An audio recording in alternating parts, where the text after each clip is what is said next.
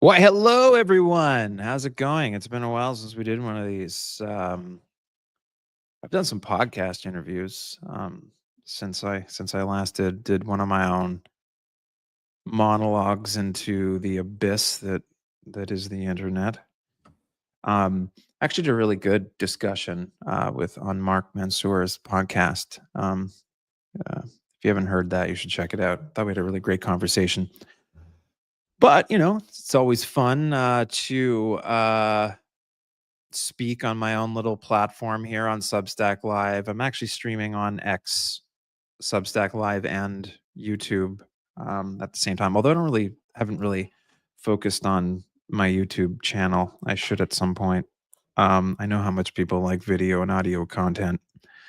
Well, some people do. Some people prefer to more long form stuff that I do from time to time. Actually, not from time. I do a lot of writing. I have a lot of time on my hands these days. But let's get started. Let's talk about where we are. A lot has actually happened since I did one of these lives, and I do want to say I'm going to try and monitor the chat on X and on Substack Live at the same time. People want to throw questions and comments out as we go. I'll try to look at them. But yeah, this is there's definitely been a shift in the zeitgeist. This Epstein. I was going to say Einstein. This Epstein affair has clearly done some damage to Donald Trump politically, much to everyone's surprise. Who would have thought?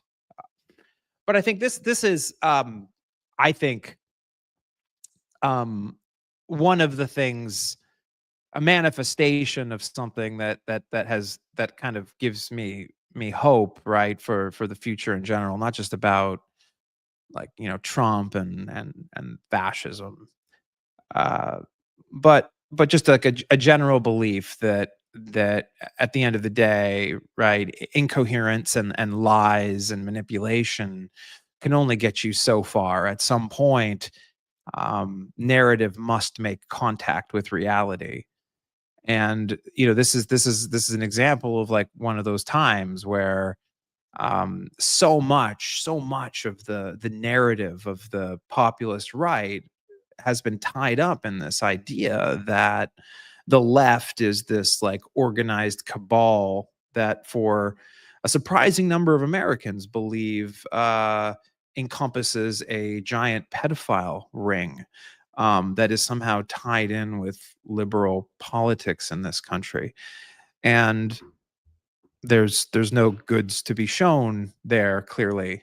And so Donald Trump finds himself flailing as he is, covering it up almost certainly because there is embarrassing information in those files about him. Like, who can doubt that that's the actual reason why we're seeing all of this play out the way we are? But more to the point, you know, the Republicans and these fascists who are doing everything they can to hang on to power don't really have a message other than their opposition to the left and wokeism and globalism and whatever ism they fucking have, to justify to themselves aligning themselves with deeply, deeply corrupt figures that are basically treating the federal government now like a private equity target. Um, it really is remarkable when you think about just how corrupt this administration actually is.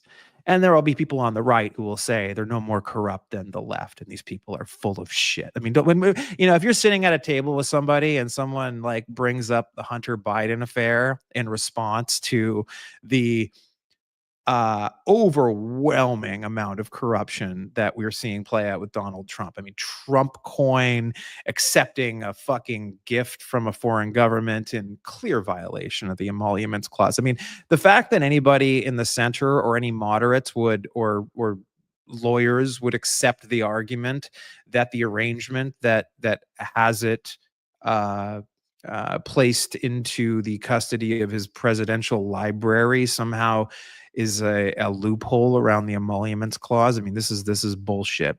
Not to mention that the taxpayers are going to spend $1 billion on this plane, based on estimates from the U.S. military, to make it serviceable as Donald Trump's flying palace. And to think that this is not, and then it's going to be handed over to his presidential library, where he'll presumably be able to use it for private use. I mean, this is fucking insane. And the idea that that some like check from from Hunter Biden for a loan repayment in the tens of thousands of dollars is like somehow on the fucking which we have no reason, no evidence that wasn't what it was for, was somehow a smoking gun of some you know uh you know unrestrained corruption in the Biden administration that basically leaves no difference between this administration and what we've seen before. I mean, this is like, I mean, you don't have to acknowledge this to your Republicans or centrist friends that want to play this both sides game. Certainly, Hunter Biden and trading on his father's name is gross. Whether or not it was illegal, I don't know, but I mean, I think we all know that in this society that the children of elite famous people tend to trade on the names of their elite famous parents. It's just something that happens in our society, and we can think that's gross, and I think we should have ethics rules and ethics laws and anti-nepotism laws. I support all of that. We should have clean governance. But the notion that Donald Trump is no more corrupt than the people that he replaced is a notion that deserves absolutely no engagement. Which brings me to the Sydney Sweeney affair.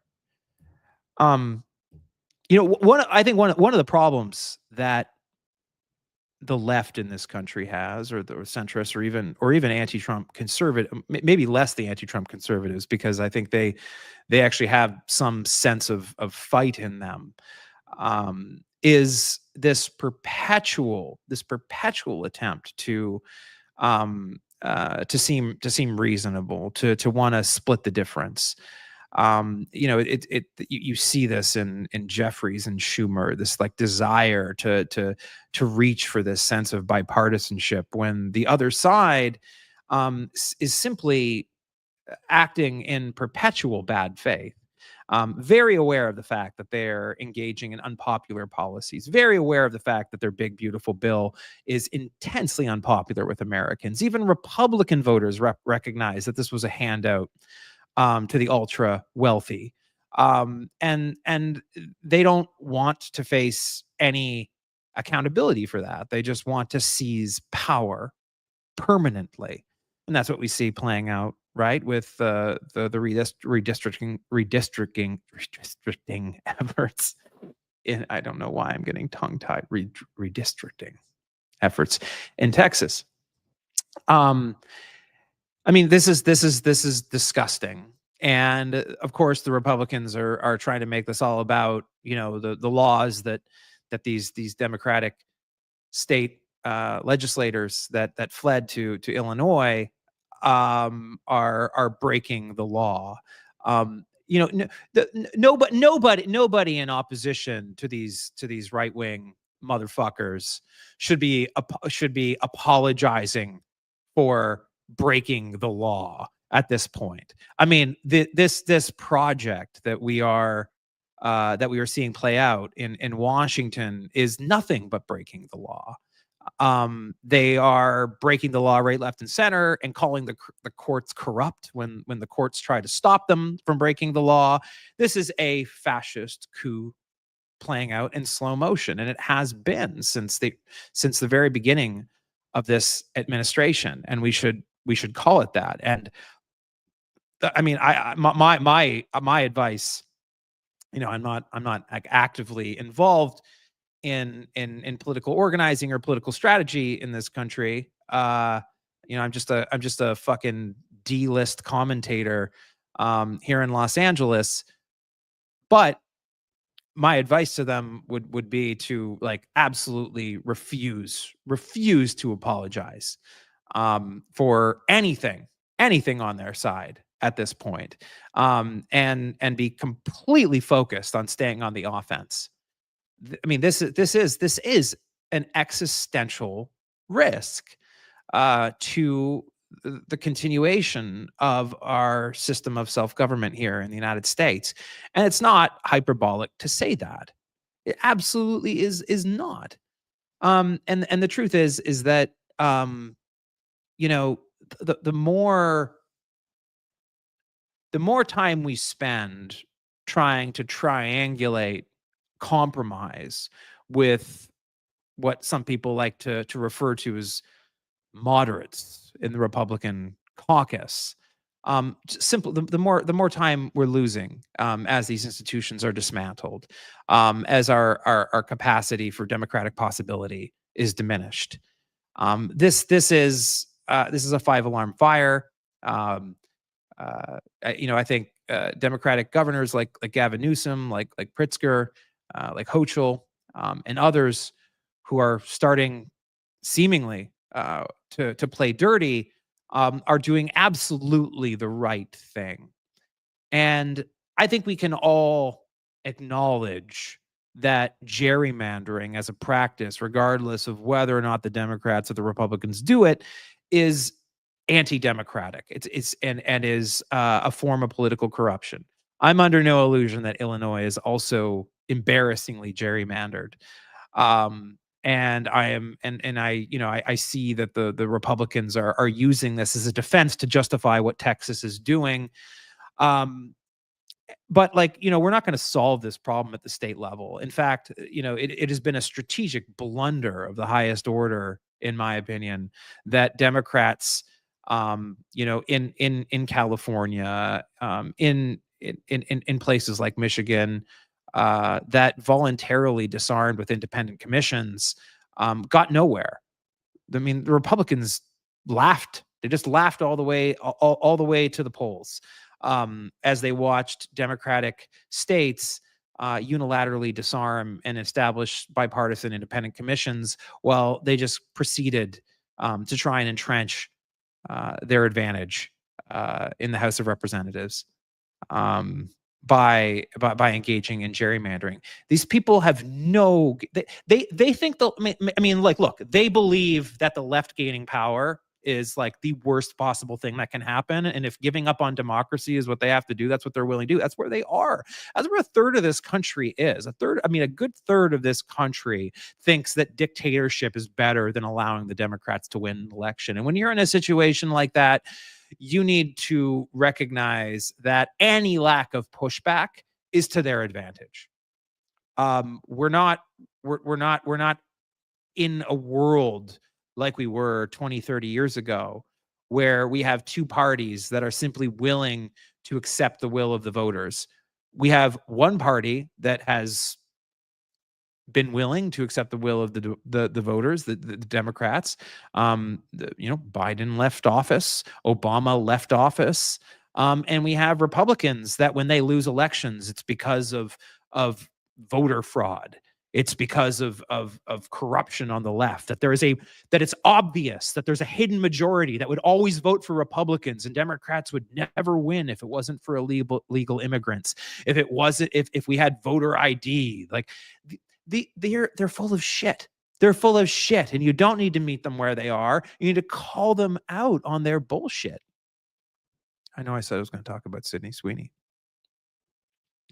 I mean, the Sydney Sweeney thing is an example of how reactionary propaganda works. It's in the name. It's in reaction. The goal is to manufacture perpetual outrage, to create a sense of alienation, in the culture, among people, such that they are distracted from what's really going on, which is that an oligarchic capitalist class has closed ranks in and around Congress and the Trump administration, and is in the process of burying this republic underneath a corrupt oligarchical regime. And when we play that game, when we get into the debate on whether or not we're looking at some Nazi dog whistle, in a in the advertising for these jeans that plays to this, what some on apparently the left see as a hidden eugenics message. I mean, whether or not that's true or not, maybe it is. I have a hard time like believing that's what actually is going on there. But even if it was, you should have the wherewithal to understand that there's a mosaic of threats in front of you right now. One being just like the basic rule of law that protects us all. The basic due process rights that we're all entitled to under the Constitution, whether you're a citizen or not, by the way. Another fun game that the reactionary right likes to play is that the Constitution's concept of civil rights only applies to citizens. This is not true. That is not what the founders intended. It is not what the text of the Constitution says. In fact, the Constitution makes quite clear that all of the constitutional due process protections and civil liberties protections applies to all people under the United States jurisdiction, not just citizens. And to the extent that people on the right think that's wrong, well, they can go fuck themselves. They can go fuck themselves, because that's not what the Constitution says. It's not a matter of opinion. Anybody who thinks otherwise has no fucking idea what they're talking about as it pertains to what the U.S. Constitution says. So if you are in this country, whether you're a documented, undocumented immigrant, whether you're a criminal, quite frankly, or whether you're a citizen, the entirety of the U.S. Constitution's Bill of Rights still applies. And if you think that that's wrong, then, I guess make an argument for amending the Constitution, but that's how the Constitution works. That's what a civil society is, right? We give criminals the benefit of due process of law. That's what we do because we are a civilized society. That's what the fucking founders intended. Because anything else is to turn the process itself into punishment by definition. Like if you're deciding that due process protections shouldn't apply to criminals, like what is that? What does that even mean? Right? So all the government has to do is accuse you of something to deny you due process rights, that you're guilty by accusation. That's the implication of that notion. It's fucking insane. And anybody on the right that says that has and claims they're a constitutional conservative is completely full of shit. Completely full of shit. And you should say that because they are. Anyways, I'm a little bit worked up, as we all should be. I think a little bit. I think we're about to watch apparently in September Donald Trump break ground on a massive expansion to the White House complex, a ballroom that is bigger than the current White House itself. Which, I don't know about you, but like, and look, I'm not one to say that we shouldn't have progress and that we should exist in a piece of in a place of stasis. But I mean, this is like part of our collective heritage as a country. This is the people the people own the White House. Um and this idea that we're going to have gilded age balls in a giant fucking ballroom that dwarfs the current White House building on the White House grounds, it's just like it's just like fucking outrageous. These people that claim to love this country and love this country's history, um, and somehow trick people into thinking that that's true. They show no respect for tradition, no respect for norms, and are seemingly unable to, um, you know, I mean, they can't see right from wrong. Um, I mean, we live in a, I mean, yeah. So someone says that he destroyed the rose garden. Yeah, I mean, Jackie Kennedy's rose garden, right? I mean, he paved it. He paved the fucking rose garden. Um, like this idea that Trump is this victim as well, that pervades the right, that he's been persecuted. He's putting the country ahead of himself. I mean, he just got on Air Force One, flew to Scotland for a ribbon cutting ceremony at his fucking private golf course. Can you fucking imagine if Joe Biden was running a private company and showing up for private corporate events, which is what that ribbon cutting ceremony was, as a sitting president? And these people think that Donald Trump is putting the country ahead of his own personal interests. Like, you think this is what you think? This is what people on the right have managed to convince themselves of, that this is a man of the people, the forgotten man, who's covered covered the inside of the Oval Office in gold ornamentation, in gaudy gold ornamentation, trumpifying another piece of our heritage. Um this is, I mean, I simply cannot countenance this idea that Donald Trump doesn't get a fair shake. So I mean, I wrote a piece today, you know, about this, right? About this insane like attempt at balance that we hear in like so many of our fellow citizens. They'll the particularly enraging form of Trump defense that comes from the person that says, "I'm no fan of Trump, and you're right about all of this corruption, but don't you also acknowledge he's done some good things like close the border?" Um, no, you shouldn't acknowledge this, because like, for a few things, using illegal tactics and fear, I mean, he's violating US law by shutting down the asylum program. The asylum program is on the books. We have a congressionally authorized process in this country for declaring asylum. I actually think that process is broken. I think we should have passed Langford's border bill in the last year of Biden's presidency that would have fixed a lot of the problems with our asylum program.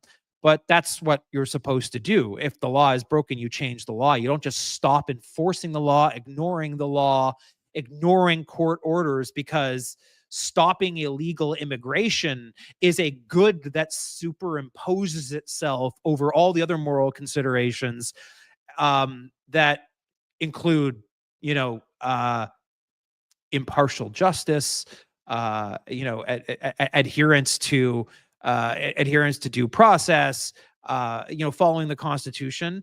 If you think that stopping illegal immigration is more important than following the law, like you're an authoritarian. You are an authoritarian. You're admitting you're an authoritarian if that's your position. And there's no argument to be made there.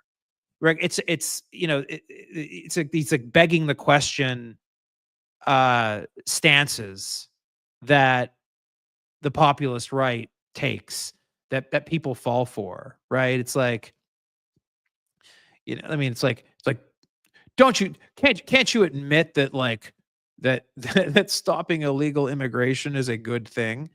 Like, I mean, that's not like, you can we could stop crime. We could stop crime in this country by enacting a complete, like, surveillance state. We could have nightly uh curfews, make it illegal to go out after dark, be a lot less break-ins, and there'd be a lot less, nighttime crime.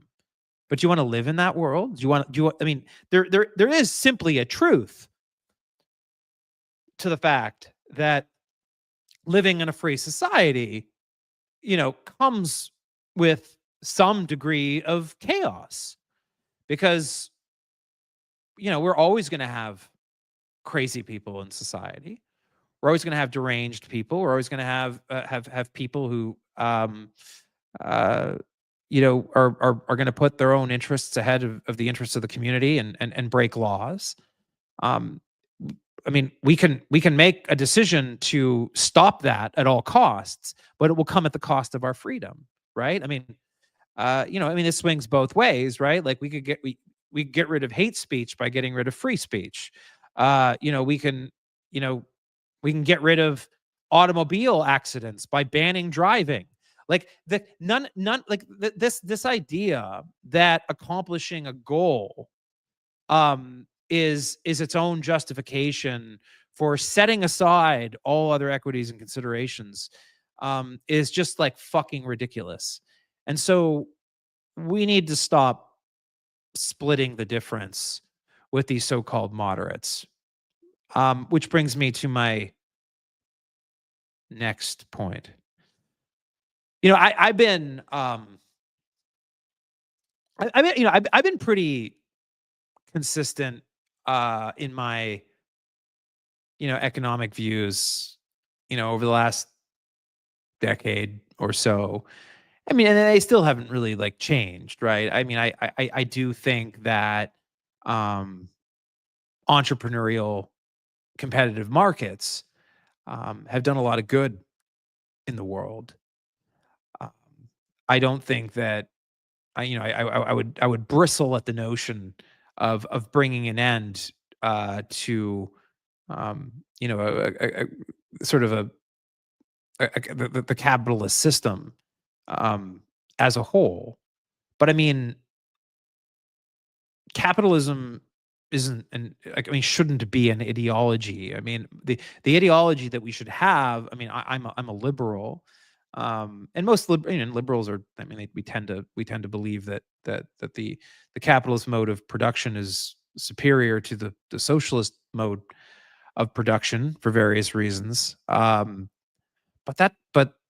this idea that there's this, like, black and white distinction here, that if one is to agree that the capitalist mode of production is ultimately, like, better for our collective economic well-being, doesn't mean that, like, we shouldn't have taxes, doesn't mean that we shouldn't tax the wealthy, doesn't mean that we shouldn't, like, have consumer protection laws. It doesn't mean that we shouldn't regulate business. um, Certainly we can have bad regulation, and surely we should be able to have a legitimate conversation around, like, what good and bad regulation of the market is. But it's unavoidable, I think, at this point, that the capitalist class in this country has become so drunk on political power, um, that they're, the K Street in Washington, the control of uh, communication platforms, Silicon Valley. I mean, it's reached a breaking point. I think the social contract has been broken, and now with, you know, corporate America more or less taking a knee for Trump has really, I mean, really caused me to, like, really reevaluate, like, what I think the Democrats need to do. I am more than happy at this point that Zoran Mamdani is, like, potentially on his way to becoming mayor of New York. Not because I agree with all of his policies. In fact, I think that the idea of having government run grocery stores is silly. Um, but I do think it's time to start having a conversation about um, how how the market works in this country. And if it takes left wing populists coming and forcing that conversation, I'm all for it. You know what, I think that I actually am. I'm pretty down on the idea now, actually, of having a moderate centrist uh, run, even if, like, that's, like, ultimately where my policy dispositions lie, like, in a perfect world, because they've shown that they don't have any fight in them. They've shown that they're trying to balance all of these interests. They're trying to maintain, uh, you know, relationship with corporate America that has abandoned American democracy. Like, I mean, at this point, like, um, I'm I find myself, like, gravitating towards people like Ro Khanna and Alexia Ocasio-Cortez, because these motherfuckers that have decided that, um, you know, the almighty dollar is more important than our shared project of building a nation of self government. I mean, yeah. I mean, I think it demands a populist moment. It demands people who are gonna push back from the other extreme, and force those conversations. Uh, you know, I kind of makes it sound like I'm a hypocrite saying that, but I mean, I'd like to see. I'm happy to debate, you know, figures, you know, on the left who disagree with me on my basic conclusion that, you know, that market economics is ultimately you know, like, something that we must maintain. I mean, but I also think that we're in a second Gilded Age. This is the Gilded Age V2, and we don't see corporate America acting as responsible stewards. We see them basically trying to get their piece of the pie. The tariff regime that Donald Trump is putting in place is going to be filled with Swiss cheese exemptions for his friends and perceived political allies. I mean, this happened before, by the way, in the late 19th century, early 20th century. I mean, this is a completely corrupt political economy, and Americans should not trust corporate America based on what they've done. Um, you know, the major, you know, the corporate media striking deals with Donald Trump on perceived bias and coverage. I mean, the idea that CBS is gonna and Paramount are gonna have bias monitors in their newsroom. Are you fucking kidding me? Is there gonna be a bias monitor at Newsmax, at Fox News? Like, what the fuck are we talking about? I mean, these. Corporate America has chosen a side, America, and, you know, and even if you think competitive markets, as I do, are, you know, really the only, like, reasonable way to, you know, create prosperity. you know, you have, I mean, that statement exists within certain conditions, right? That yes, right? Like we have competitive markets and private property and private investment and public investment and in the form of public markets for publicly traded companies. And all of that, by the way, are features of our laws, right? I mean, private property exists because we have laws and courts to defend them. Something which like libertarians like to pretend isn't true. They think property is like is sort of a natural like feature of the world, that it emerges from weird you know spooky you know wacky ideas, like self ownership, in the in the way that libertarian. I mean, really, I mean, Murray Rothbard is not a libertarian. He was a fascist.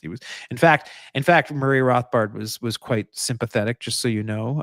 Even though he opposed America's involvement in the Second World War, but also felt that Adolf Hitler was engaging in defensive actions, as a result of what he saw as unfair treatment under the Treaty of Versailles when he invaded France, like via via Belgium.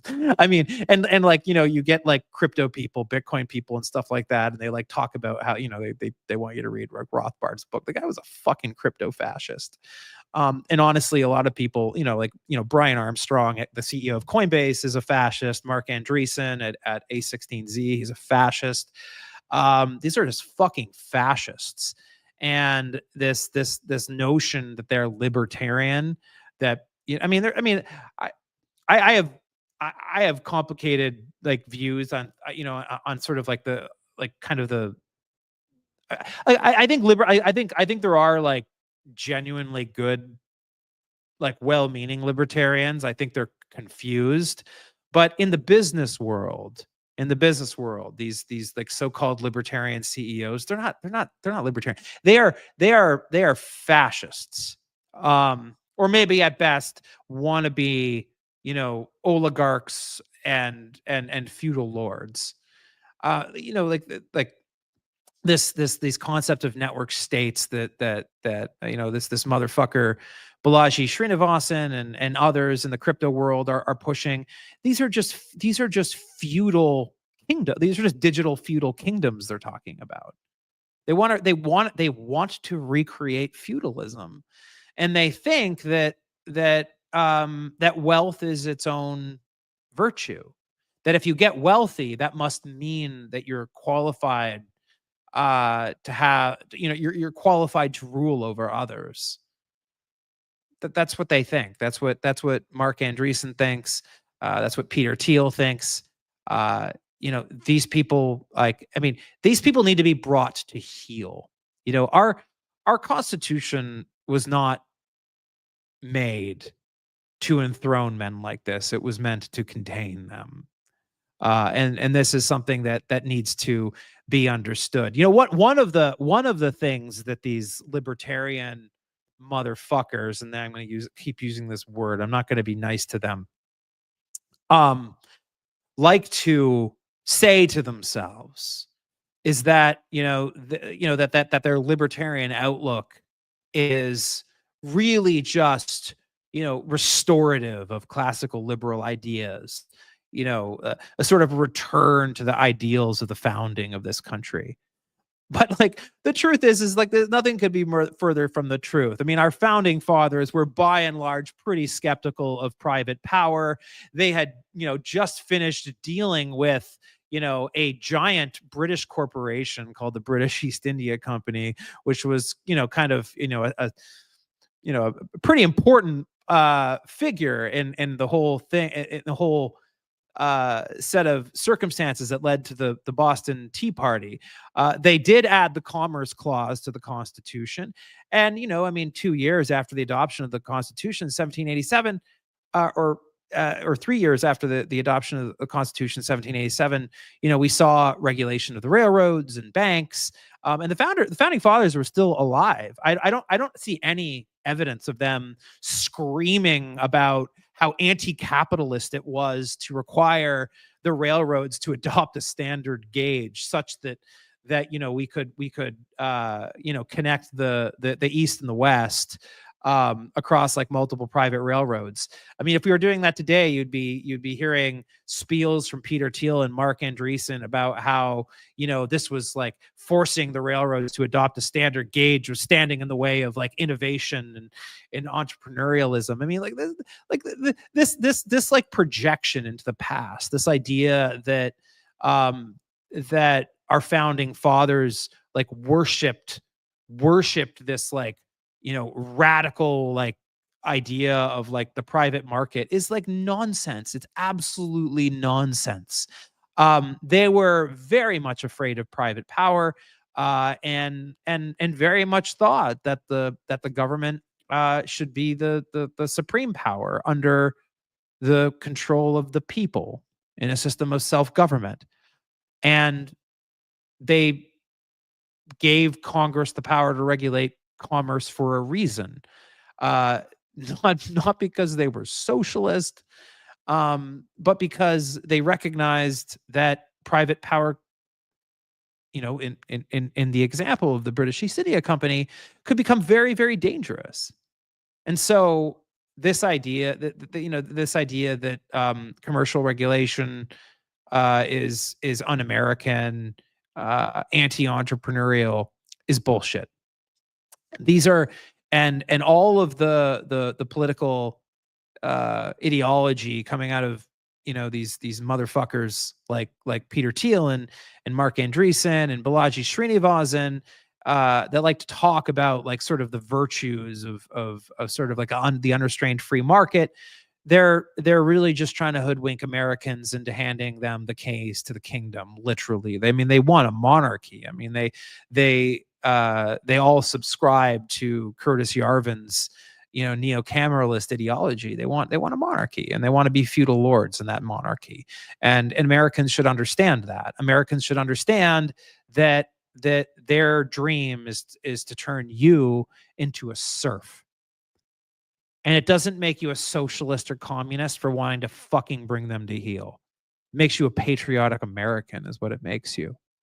The founders would agree, I promise you. Anyways, that's my my rant. I wonder, do we have any questions in the chat room that are for me to react to? Let's see here.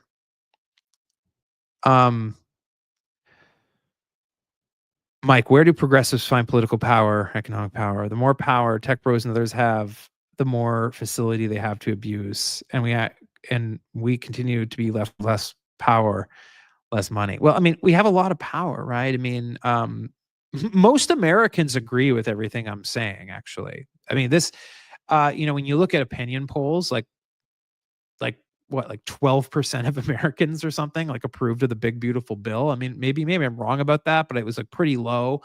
77% of Americans think that we should raise taxes on the rich. 77%, according to a polling, and including 40-some% of Republican voters.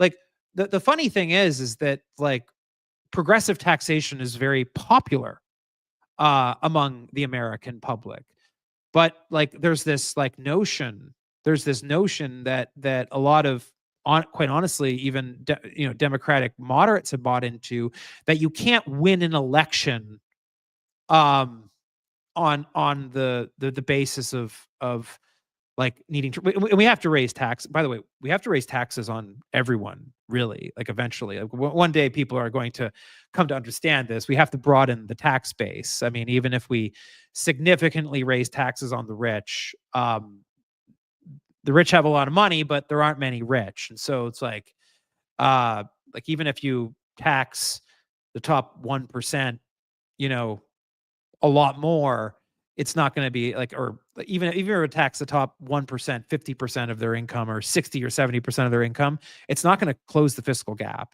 In fact, this is one thing that the American left is really going to have to come to terms with is like there's going to need to be like probably some modest middle class tax hike at some point to sustain services in this country. All other European countries, Canada, Australia, all have much higher middle class taxes than the United States. Even as they have higher taxes on the rich, because like there's I mean, you simple the leverage you get from taxing 50-60% of the population, another 1 or 2% is simply a lot more than taxing the upper 1% like 50%. Like you can just do the math on this. I mean, a lot of people on the center and the left want to deny that this is the case, but like we're going to have higher taxes at some point. Otherwise, we're going to face fiscal collapse, and it's going to be worse for everyone. And it's very unpopular to say that, and I know that no fucking politician is going to have the guts to say that, but I'll say it because I'm not going to bullshit you.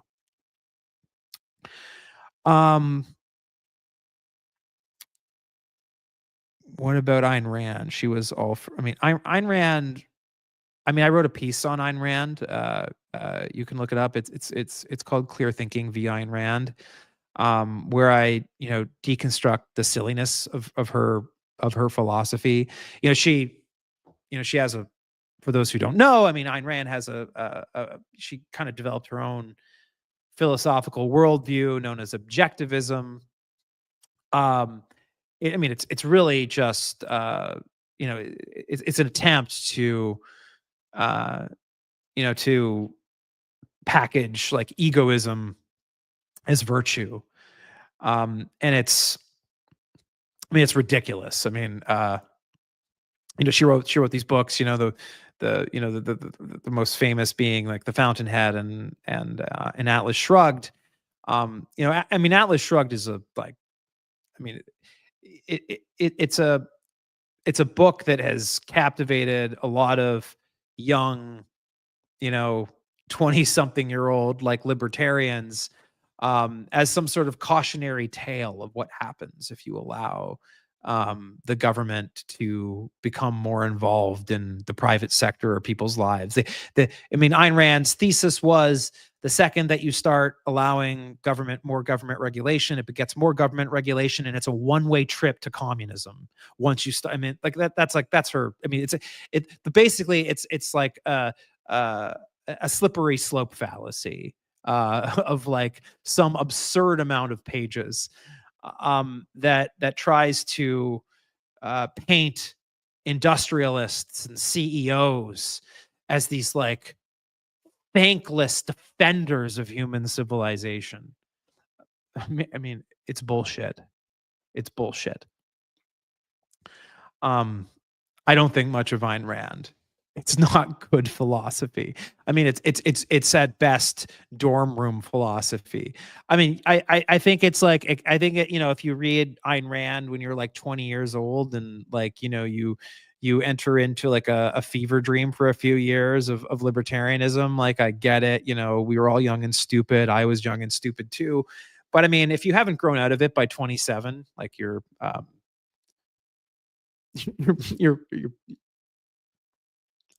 won't complete that sentence.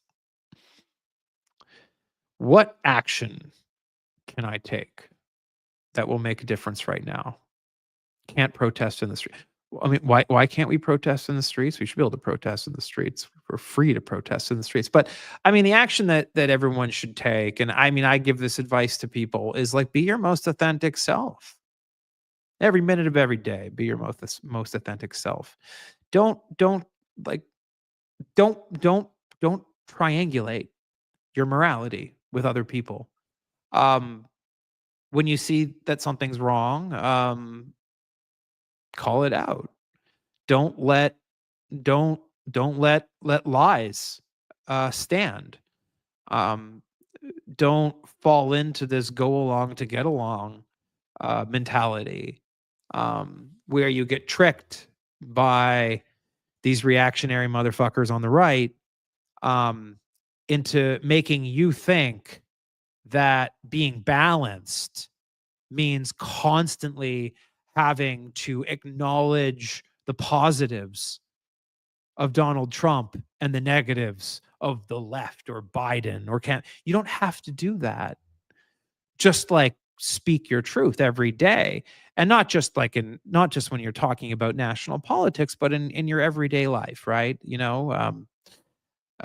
Get more involved in your community. I'm not religious, but like, if you're, you know, uh, if you go to church, right? Like, like be more involved there. Join the PTA at your school.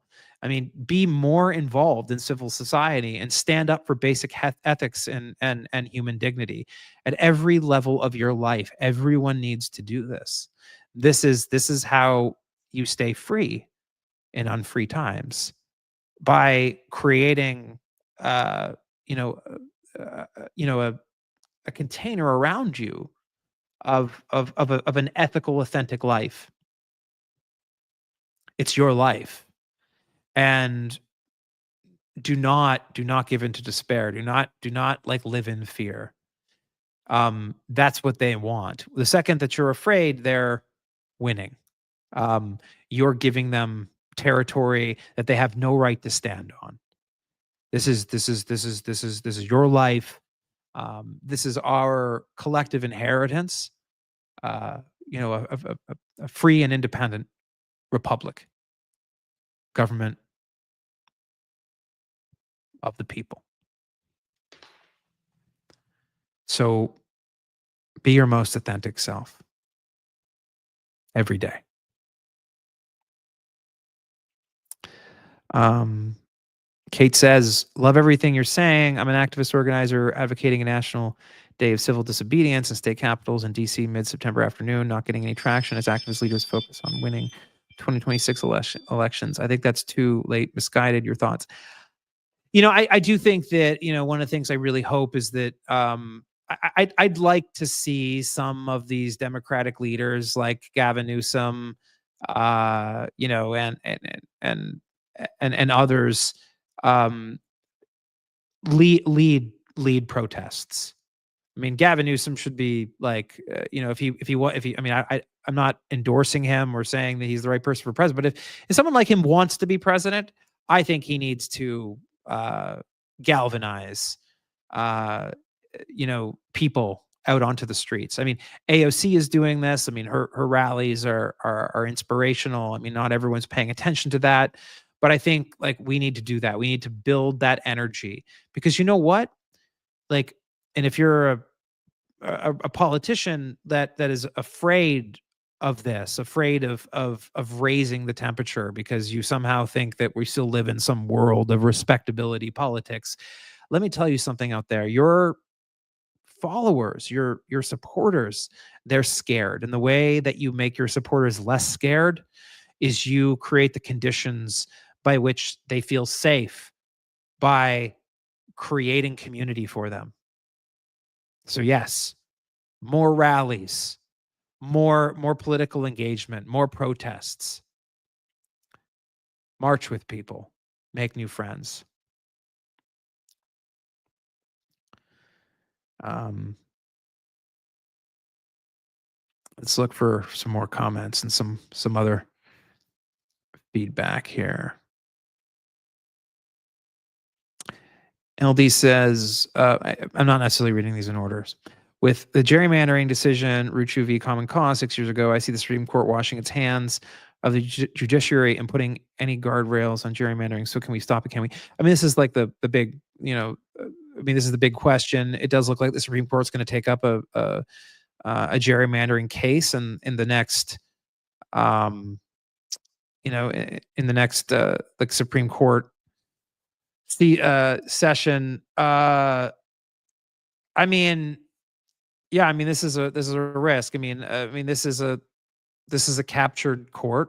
Uh, the the Republicans have, I mean, they've captured the Supreme Court. I mean, if I think more pressure needs to be brought to bear on the Supreme Court. Um, I do think it will matter. I mean, this I think this court will respond to public pressure. I mean, if this court thinks Donald Trump is definitely going to lose, and thinks that this country is going to like turn against MAGA in a big way, they're not going to necessarily want to be um, remembered as villains of history. So, we've seen some of this before. We've seen, Amy Coney Barrett like buck Trump a few times. We've seen Gorsuch buck him a few times. Um, I'm not trying to say that these are like good people that you should consider on your side, but I do think you should operate on the basis that they can be persuaded by public pressure. And I think we do want the Supreme Court to be afraid of a very, very angry American populace that expects them to do their fucking job and stand up for the Constitution and the law, and for the democratic principles of this country. Let's look at more questions. What do we got going on here?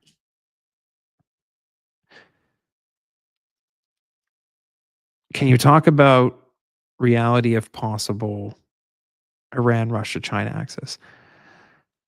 Um, I don't like. It's not clear to me that China and Russia are as close allies as people might think. If anything, Putin has sort of shown increasing distrust in the Chinese. I think there's like actually a pretty interesting dynamic between the Russian Federation and the People's Republic of China, in the sense that the Russians are sort of fiercely independent. They have Putin is a sort of a imperial revanchist, and sort of seeks to see Russia become a great power in the way that it was during the years of the Soviet Union. I actually think he finds Beijing quite threatening, and I think Beijing would very much like to turn Russia into a supplicant state. And I think that actually kind of, in some ways, like limits like how much they would really work together. I mean, Russia and China are enemies. I mean, they're friends of convenience, but they're enemies in other respects. So they're not friends. They're not friends in the same way that like Western allies are friends. It's just that they both hate the West. Jennifer Anderson says Autocracy Inc. by Anne Autocracy Inc. by Anne Applebaum is an amazing book. You should definitely read it. I read it right when it came out. I mean, it was like 2 years ago or something. It's a fantastic book that really does show you, I think, how corrupt, wealthy interests, from Russia and beyond, Hungary, and throughout the Western world, have been working in concert to dismantle liberal democracy. What else do we got going on here? Musk just got a $29 billion stock addition. I just did the math. This equates to about equivalent of $85 for every $85 for every man, woman, and child in the U.S. What the fuck? More money. Well, I mean, we'll see how much that stock is worth, right? In 2 years. I think he, there's, I think it's disgusting, like obviously. But I mean, he doesn't get it immediately. He has to like meet certain goals and stay at the company. And I think there's a lot of pressure from Tesla shareholders for him to step away from politics. And this money is kind of being used as a carrot to like, pull Elon away from the political world, by the shareholders. Like, so like maybe it's not all bad, this options package they're trying to create, but we'll see. Doesn't mean that the amount of money that we're talking about here isn't, disgusting, but from a political dynamics perspective, it might improve things. I don't know. What else? What else do we got? What else do we got going on here?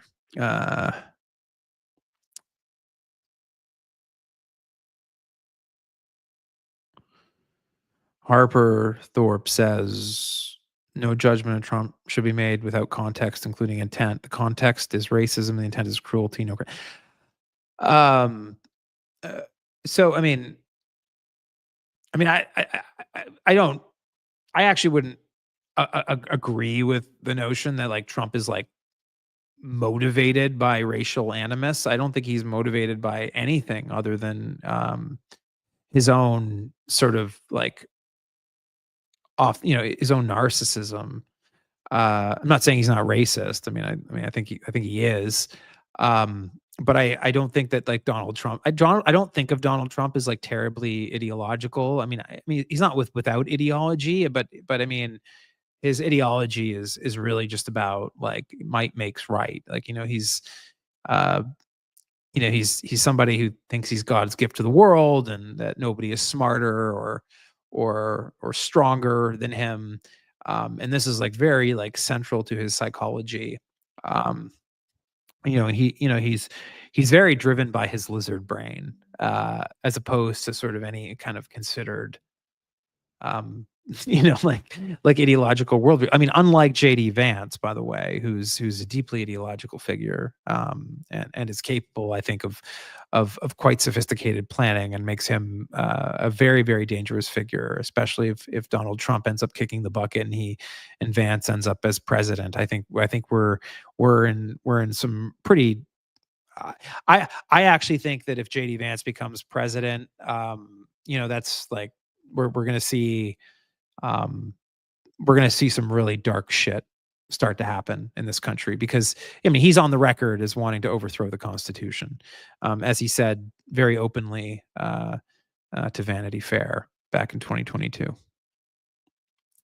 I don't think that I don't think Donald Trump has like an actual plan to overthrow the Constitution. I just think that he just from moment to moment like tries to um, you know stare down like anything that stands in the way of his power, which like over time has the same effect as overthrowing the Constitution.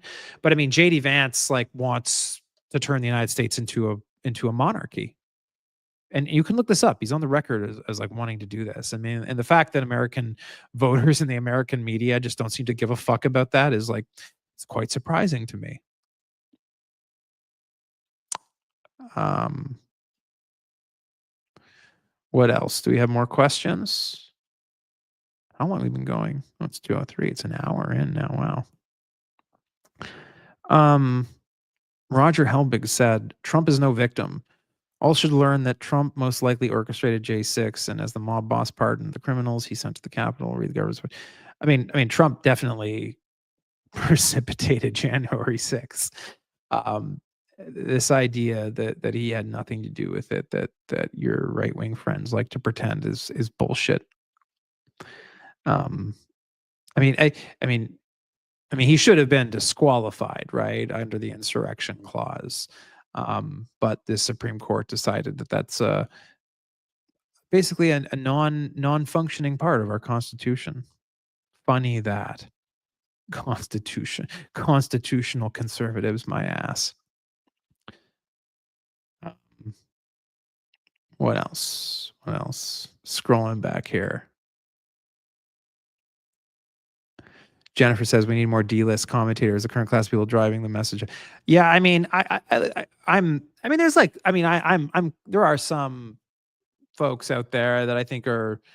I think Mehdi Hassan is doing an amazing job. My politics don't necessarily like line up 1-to-1 with Mehdi, but like, that guy is like doing an incredible job. I added Zateo to my recommended reads on Notes from the Circus. Just being absolutely impressed by what he's doing. He's bringing sort of a level of fight and a sort of a holding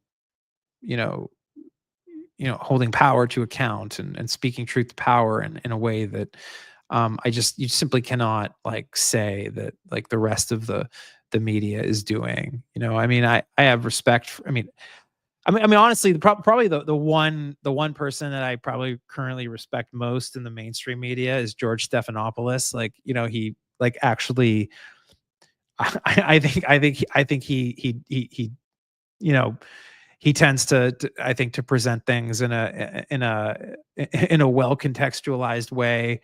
It remains to be seen like how long he's going to last before Trump demands that Disney fire him from ABC. We'll see if that happens. Disney's like in Trump's pocket at this point. So I mean, we'll see how long he's able to hold on for. Hopefully, he doesn't give a fuck. Um, so George, if you're listening, I commend you as like one of the few shining stars in the traditional media that's actually calling this shit out the way it should be called out. Do we have any? We have another question. We have any other questions? What else? AG Gallagher says, "I'm so worked up today. They're desecrating the White House, destroying the Rose Garden, putting all the gold crap inside. Looks like a brothel in there." I mean, no disagreement with you there. Jennifer Anderson says, "I didn't think it was eugenic until I watched the videos, and the one touted her blue eyes, and they got to do that. They got to do the dog whistle and wink and nod. I mean, I'll just go back to it. Like, I mean, whether it's a dog whistle or not, um, I don't think really changes the thrust of my argument. I mean, we're in a society now where like people are just openly like Nazis on fucking X, um, and you know, Elon Musk, is openly fascist and CEO of a company. The fascist shit's out there, whether or not this is fascist or not, and I have my doubts. I would just simply say that what's really important, what is going to save us, is sustained attention on like the sustained attention on the direct institutional assaults against our democratic way of life. We need to win that battle before we can start even thinking about winning these other cultural battles. And I think most Americans would agree with that if we could educate them on what's actually happening. And we do that by paying attention to the things that matter most in our day to day. In this, what Texas is doing is an example of that. We should be paying very careful attention to the way that Republicans are trying to steal the midterm elections, and they are trying to steal them. Don't the next time that any Republican tries to talk about election integrity and tries to accuse the left of stealing elections, tell them to go fuck themselves. They're lying. What else? Got some other questions. I know some of these are like actually old. I'm kind of going in reverse order.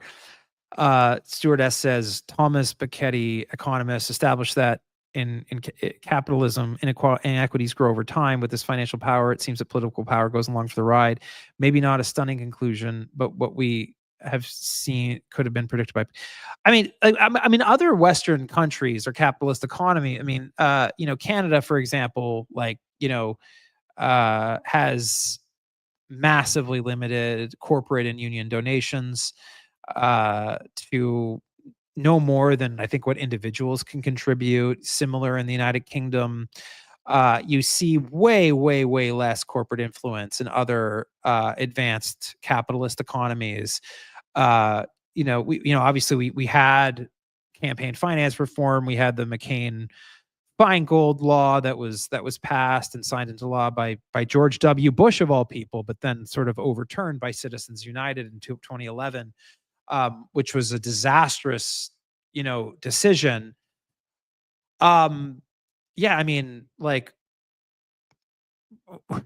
it is possible, to limit corporate influence. We could ban lobbying. or significantly limit it. We could ban corporate donations by if we can overturn Citizens United. And at this fucking point, we should be prepared to pack the fucking Supreme Court to make that happen. Um, but it's very clear that the system as it is right now cannot go on. Anyways, about a hour into this, getting a little bit talked out, but I'll try to respond to a few more things if there's other people in here with some comments. SJY says conservatives also think markets are a natural phenomena. Yeah, I mean this idea that capitalism. I mean, you see this a lot, right? In like this sort of, especially among, folks who are into things like Austrian economics, these Mises Institute idiots who sort of see capitalism as sort of like a sort of the natural state of things. It's a very peculiar view. I'm aware of no capitalist system that has existed outside of a system of outside of a state system with rule of law and courts, and government oversight of markets. This idea, this anarcho-capitalist fever dream is fucking insane. But the crypto people think they've got it figured out. They don't, but they think they do because they're fucking stupid. Anyways, I swore a lot in this one. Sorry, I'm feeling a little bit worked up. What else do we got? What else do we got in here? Robert Gonzalez says, I agree with your viewpoint. I was a hardcore fan of objectivism. Now I'm a Bernie supporter. I give her credit for making non-believer. Yeah, I mean, here's I think a way, this whole argument of like socialism versus capitalism, I think misses a much bigger point, right? In a healthy democracy, we should be constantly reevaluating our policies. We should, that's what elections are for, right? I mean, we vote someone in, they pass a series, let's say they pass, populist left wins in 2028 and they pass a bunch of economic policies that end up blowing up in their faces. And that leads to, a change in policy in the future. I mean, I do think a lot of economic regulation went too far in the 1960s and 1970s, and some of the neoliberal reforms made sense. Many of them different. I mean, I think a lot of us, I think looking back, I don't think Glass-Steagall should have been repealed in 1997. We wouldn't have had the financial crisis in 2008. But there was some, I think the economic data suggests it's better to tax consumption and income rather than to tax corporate profits. That's generally the way Europe and Canada and other countries work, believe it or not. Like Canada and Europe generally has lower corporate taxes than America. Seriously. And much higher consumption and income taxes, and those societies have far less income disparities, and that's not because it's not about getting into sort of the weird class warfare stuff. It just has to come with what's the most economically efficient thing to do, right? When you tax, it's much more effective to tax the rich when they turn profits into income, or they turn money into spending. It's just much more efficient. It's harder for them to escape taxation that way. But so I think that the way that we sort of have focused on the left focuses on corporate taxation. I sometimes think that they're missing the forest through the trees. Um, there's far more efficient ways to tax the wealthy than corporate profits. And that would be more consistent with sort of the European, like even Scandinavian countries, right? Have tended to have lower corporate taxes than America, with more emphasis on income and consumption. Like in the case of Europe, the value added taxes, the VATs. In Canada, they have what's known as the HST, the harmonized sales tax, and in Australia they have a GST, which is very similar to the VAT. I mean, the main difference being that it's the tax is assessed at time of purchase versus like being assessed in sort of the wholesale price. Bunch of wonky tax policy there. But I mean, I just think that the left needs to have more open conversations about this rather than being fucking stupid about it. But that's just me.